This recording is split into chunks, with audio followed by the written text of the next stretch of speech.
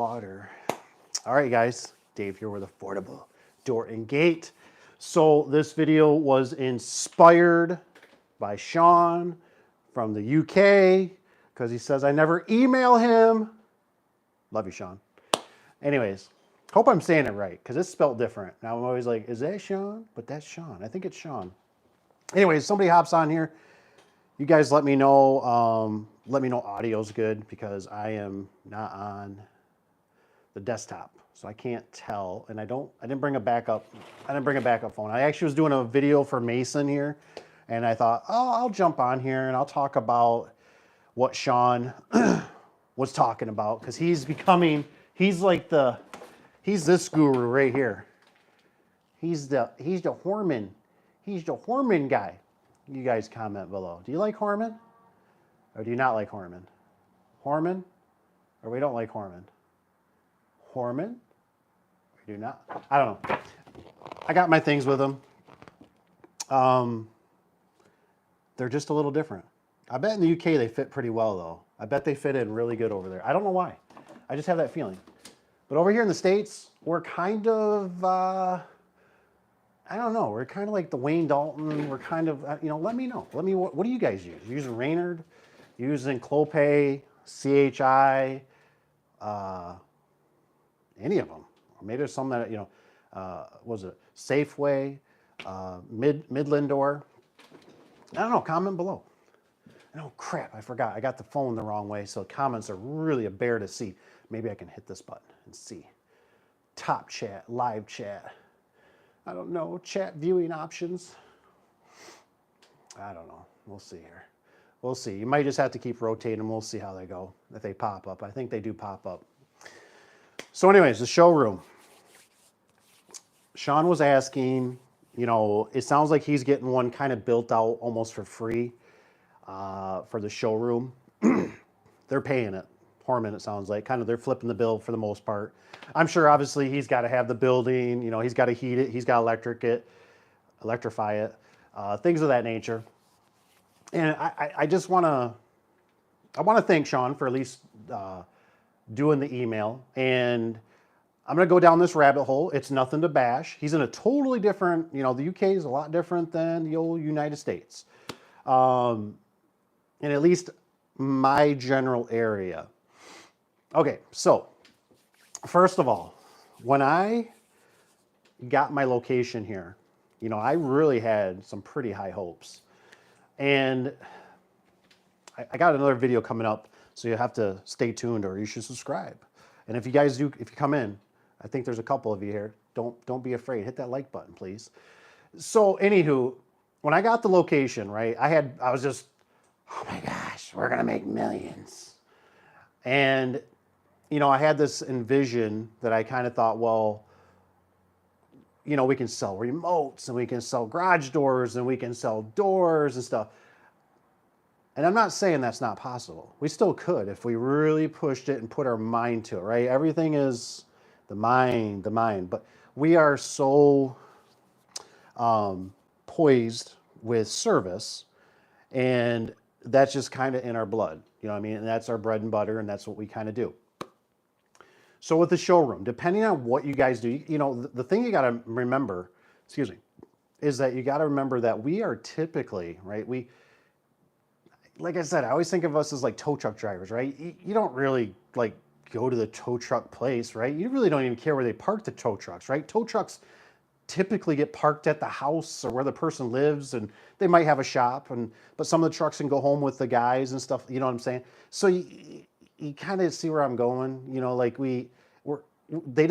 When you go in a ditch, you just care that the tow truck driver shows up with a nice piece of equipment and takes care of you, and he's friendly and he doesn't charge you too much, right? That's basically how it works. So what I've seen in the garage door biz is a little bit is like, yeah, you might get somebody who wants to drop a check off, or you might have somebody who might want to stop and get a brochure. But for us, right here in the old Muskegon, Michigan, we typically, we don't deal with a lot of exotic doors, like fiberglass or wood doors or anything. And if you do, then you probably should have a sample that if you're going to order those doors and if they want colored and something, you're doing high end, right? You need to just have samples that you can take to the customer because they're going to want to like put it up to their front door. They're going to want to like feel it, touch it, you know. And now they got the internet, there's the power of the internet. You know, like a lot of things you think about with like appliances even, you know, fridges and stuff. You guys, you know how it is. We got the internet. And you can go on there and see all the reviews. You can go to Amazon and see all the reviews on stuff. So, like I said, with the showroom, for me anyways, let me give you an example. One of them was we'd have people come in for garage door remotes, right? Now, it's hard for us to compete with the box stores, right? And I was talking to the wife about that, and she said, you know, depending on what Sean does, right? Sean might be, his demographics might be different, right? He might be a garage door place, and you'd have to go, you know, 100 miles or a couple hundred miles, right? Or, hey, right around him, does he have, you know, Lowe's and Home Depots and just all kinds of, you know, stuff where people can get this stuff. So that's what plays, right? Because what I would run into with remotes, right? You try to sell somebody a remote and they're like, you're like $5 higher than what I can go buy at the store. And I'm like, kind of, but you got to understand too, what I'm selling this to you for, what you see on the shelf, you didn't include tax onto that. So there's going to be a couple of dollars here or there, give or take, on that remote too. So I'm right there, right? This is mine out the door. I'm not going to charge you tax on top of it, whatever. It's all built in. So we'd already run into that problem, right? So people they come in, well, I need your remote, you know, and so you give them a remote, you tell them the price, and you're like $5 higher than what I can buy at the store, and you're like, now there's a kicker to it, right? The kicker to it is, you hope and pray that you just gave them a remote that's fresh, right? That's like, hey, this one hasn't been sitting around for like, you know, 6 months, has it? You know, hopefully this is a good remote. You know, because now you don't want them getting up there. They go to try to program it, and they're like, it doesn't work. The battery's dead. Because, you know, like LiftMaster's typically one of them. I mean, some of the remotes, the old style ones didn't have lights on them, you know. The new ones, you know, some of them do the Max and stuff like that. So most of the time people come in and they don't even know how to program it. They have no clue, right? So they want a remote. You sell them a remote. And then they're like, well, how do I program it? And how much does it cost? And at the time, you know, when we were kind of heavier into it, you know, it was like, well, it's, you know, $65. And they'd be like, so you're charging me $45 for the remote. Yeah. And then you're going to charge me $65 to come out and program it? You must be insane. Well, you can kind of see, you know, and then you try to explain to them, well, if you can't do it, and, you know, we'd always do our best to make sure we always explain to them how to do it. And if they had problems, they could always call us. And nowadays, it really shouldn't be that hard because you have the power of the internet. So you have things like that. You get some people, I mean, it was so far and few that we get people that come in, they want to see kind of a sample and they want to touch it. And we deal with a lot of cookie cutters, I guess is the way I call it, you know what I mean, for doors. You know, insulated, you know, non-insulated, vinyl back, maybe a long panel, maybe a short panel, you know, maybe a sunburst or whatever in the glass, you know, maybe insulated glass. For our area, we typically we don't have a lot of high end, you know, we don't have, it's just, and I don't think for Sean, it's a bad, like I said, if you got the room for it and they're going to kind of flip the bill to build it out, I don't know what their stipulation is what gets me a little bit. Where is it like, you know, hey, you can only sell, you know, Horman product, and then you can only sell our openers. So you can you have anything else in your display? That would be something that'd be a question I'd like to ask Sean and see.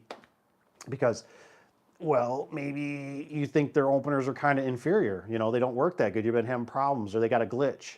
And so now are you kind of trapped? You know what I'm kind of saying? Now, if you're trying to convert over and you're trying to push more stuff out the door, which I always recommend, I think that's always a great idea, because when you think about it, right?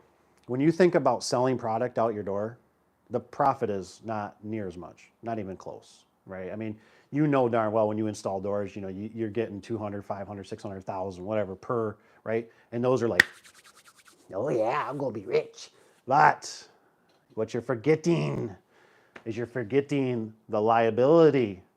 You're forgetting that you literally just traveled down a road with a door that's 5 feet hanging out the back of your vehicle and you're only allowed 3 feet. Now Johnny Law pulls you over. You get a ticket, maybe get a warning. You got to put flags on it, right? You make a sharp turn or whatever. The door rolls. It gets a hole put into it because it's in your vehicle or on the roof rack and it slides off the front. A lot of variables, right? And think about it. If you could sell, just think if you could sell a certain number, you can use whatever you want, right? 10 doors out of date and you make $100 off them or whatever, even if it's $25. Think about that, and then the problem is somebody calls you, right? And they're going to have a problem. Everything you deal with in life, somebody's got a problem. They call you and you go, hey, they go, oh, that door you sent me, it's got a scratch in it. Now there's ways you could remedy that, right? You could make sure when we loaded it up, we took pictures, you signed off that everything was there. Obviously this wasn't on us. You must have did something in the meanwhile of, but hey, we're going to try to work with you. Bring it back, or we'll order you one, but maybe we'll charge you. So it's a little bit more controlled, is what you got to remember. So I know for some of you guys starting out, this is not going to be that good because obviously you're broke, you got no money. And but if you can start doing that in a certain area, like maybe Sean's doing, which ain't bad, you know what I mean? I just know for us over here, the showroom really didn't do that much. You know what I'm saying? It wasn't as good as I thought it was going to be. It worked good for the guys and somewhere to use the bathroom and it's somewhere to, have your paperwork and all that kind of stuff. But it never really, it's not like constant retail, like where people are walking in and when they did, we've noticed what'll happen is you'll get, to me, this is just my opinion. It feels like you get more people that have more time than they have money. Like they're lonely. That's how it feels. I'm just being honest. They will literally pull up, they'll ask you a bazillion questions and they'll be like, do you got one of these? Yeah. Do you got one of these? But used. Like you want to get rid of? That's kind of how it would be, you just, I don't know. You guys let me know. Like I said, hopefully I'm not missing if anybody's got comments. Like I said, don't forget, hit that like button if you don't mind. It's free. It doesn't cost you nothing. It's just a finger swipe. You won't get carpal tunnel, I promise. Top chat. Let's just go to that. I just want to make sure. Welcome to live chat. Remember to guard, blah, blah, blah. Maybe I didn't have it on. I don't know. Like I said, it shows something on there. But anywho, if you guys got any questions, like I said, I might give this a little bit longer. If anybody's got any questions, I'll go on to what Sean also said into his email. He was mentioning, I think they deal with, over in the UK, they deal with a lot more roll-up doors and things of that nature. Their doors are a lot different than kind of what we see over here. But he was saying that in his email, and this is something for you guys to think about, he was saying that he gets more, his one guy wherever he used to work, it sounded like, he's doing service and he's doing PMs, preventative maintenance.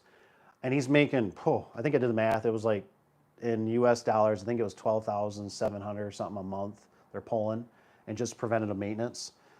So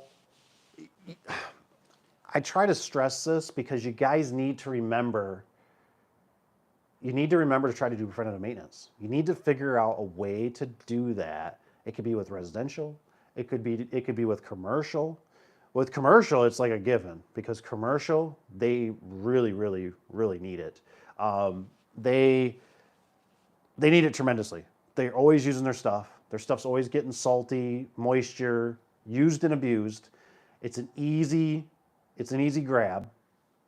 And so I'd highly recommend it. You know what I mean? Like you should. Now residential, I still haven't found the secret sauce.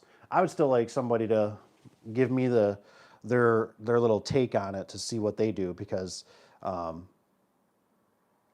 think there's a way. There's a way to do it. You just gotta man up and do it. You know what I mean?